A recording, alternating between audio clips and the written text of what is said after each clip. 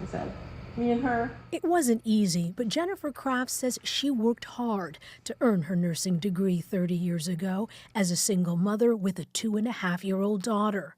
She says an Ontario childcare bursary meant she could focus on her studies and worry less about daycare. It helped subsidize some of that cost so that I could go to nursing school and provide a better life for ourselves.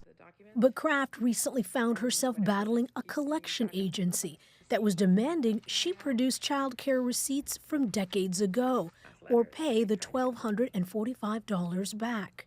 It's hard to prove now, 30 years later, that I did the appropriate things.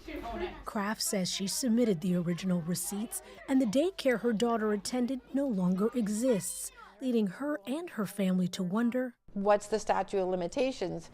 The collection agency says it can't speak to individual repayment cases, but in an emailed statement to Go Public, Ontario's Ministry of Colleges and Universities said there is no limitation period applicable to the collection of debts owed to the Crown.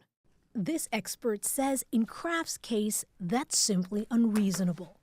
There's the law and there's common sense. Even if there is no limitation period, even though if the government is legally entitled to try to collect this money, it's been 30 years. After Go Public contacted the ministry regarding Kraft's case, it said it will accept a sworn affidavit confirming the bursary was used to cover child care expenses all those years ago.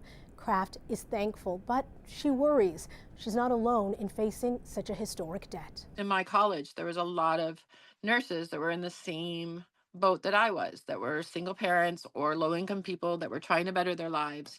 Securing that affidavit will mean taking time off work and spending money on a lawyer. Still, Kraft, who's a grandmother now, is relieved to be able to focus on more important things like her family. Idil Musa, CBC News, Toronto.